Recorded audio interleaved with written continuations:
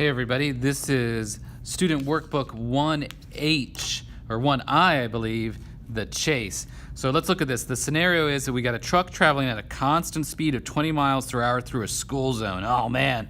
At time t equals 0 seconds, he passes a hidden police car that is at rest. 5 seconds after the truck passes, the police car begins accelerating at a constant rate of 2 meters per second squared in order to catch the truck.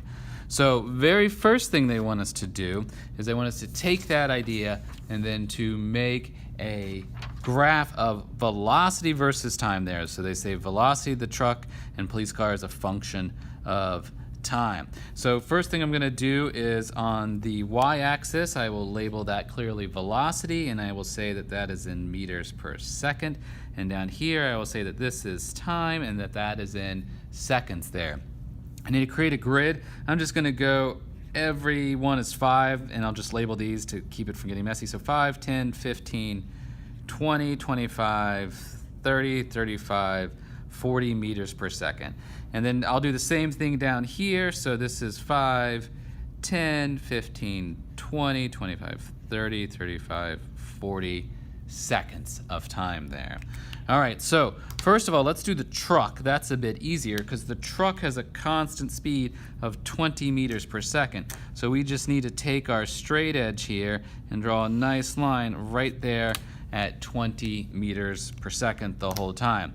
The police car we need to be a little bit more careful of. First it says it sits at rest for 5 seconds. So right here is 5 seconds for me. So 5 seconds till it begins to accelerate. And then it begins to accelerate at 2 meters per second squared. So that means it's going to take, after 5 more seconds, if we pick up speed at 2 meters per second, we're going to have picked up 10 meters per second of speed.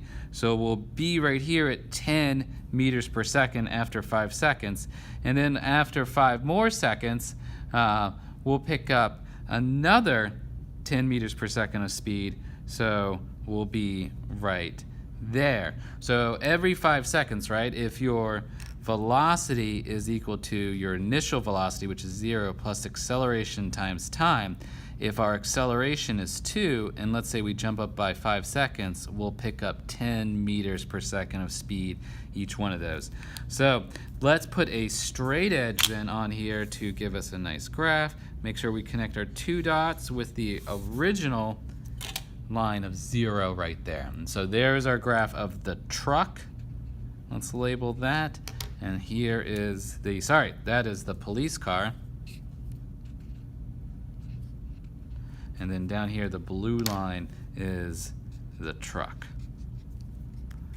All right, so next thing that they ask us here is they say, using the graph you made in part A, determine the time at which the speed of the truck is equal to the speed of the police car, and mark this as time t1. It's written on the actual sheet there. So when do they have the same velocity? When the speed of the police car is equal to the speed of the truck? That's right here. They have the same speed. So let's label this T1 right there.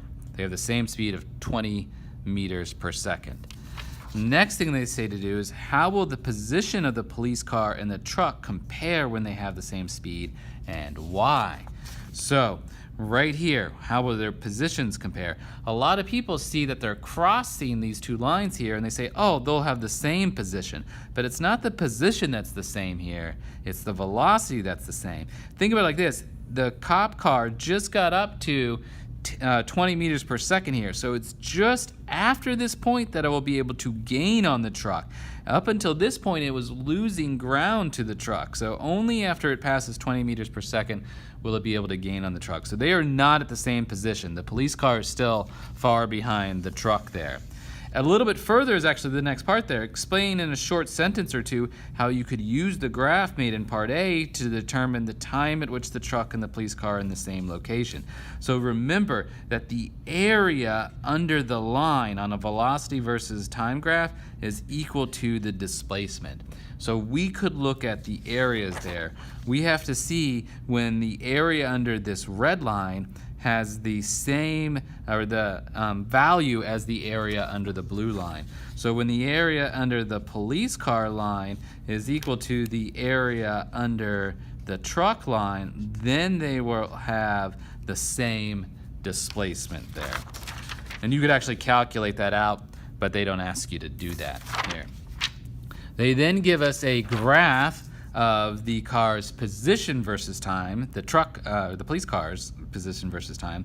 And so we can see here this nice curved graph here. And then Angela and Blake get into an argument, as they are wont to do. So Angela says, since the police car is accelerating, the graph of position versus time should be a curve, showing that the speed is changing. The graph of the position versus time for the police car is correct. I don't see how that can be, says Blake. The police car waits for 5 seconds before moving. The graph shouldn't start at 0, 0, but at 5, 0.